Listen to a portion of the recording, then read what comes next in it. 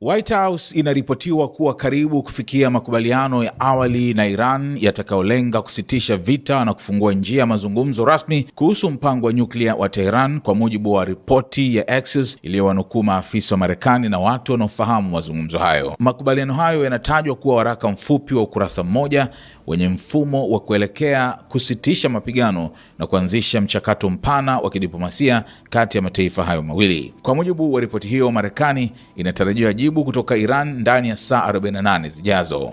Pendekezo hilo linaelezwa kuwa na vipengele 14 na linaandaliwa na mjumbe wa Mashariki ya Kati wa Rais Donald Trump, Steve Witkoff, pamoja na mshauri wa Trump na mkwe wake Jared Kushner, kwa kushirikiana na baadhi ya maafisa wa Iran. Iwapo litakubaliwa, mpango huo utatangaza rasmi mwisho wa vita na kuanzisha kipindi cha siku 30 cha mazungumzo kuhusu kufunguliwa kwa mlango Hormuz, kudhibiti mpango wa nyuklia wa Iran na kuondolewa kwa hatua kwa vikwazo vya Marekani. Moja ya masharti makubwa yanayodaiwa kuwepo ni kusimamishwa kwa shughuli zote za Iran za kurutubisha uranium kwa takriban miaka 12.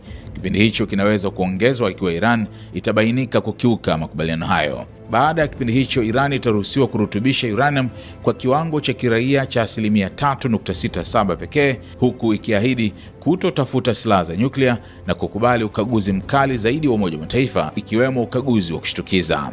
Axios pia iliripoti kuwa Iran inaweza kukubali kuondoa akiba yake ya uranium iliyorutubishwa kwa kiwango cha juu, huku mazungumzo yakihusisha uwezekano wa kuihamishia Marekani. Chini ya mfumo huo, Washington na Tehran zitapunguza hatua kwa hatua operesheni zao za kijeshi na vizuizi katika mlango Hormuz, hatua ambayo itaruhusu usafirishaji wa meli za biashara kupitia bandari za Iran kurejea.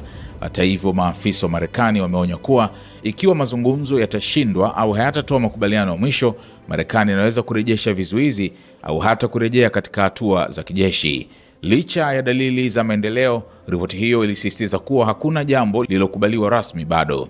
Hata hivyo, vyanzo vinaeleza kuwa mazungumzo ya sasa ndiyo yaliyokaribia zaidi kufikia makubaliano tangu vita vilipoanza kufuatia mashambulizi ya pamoja ya Marekani na Israel dhidi ya Iran Februari 28.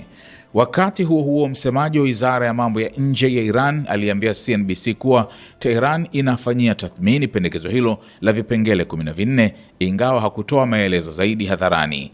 Hakuja kuwa pia na uthibitisho rasmi kutoka White House kuhusu kuwepo kwa waraka huo wa makubaliano.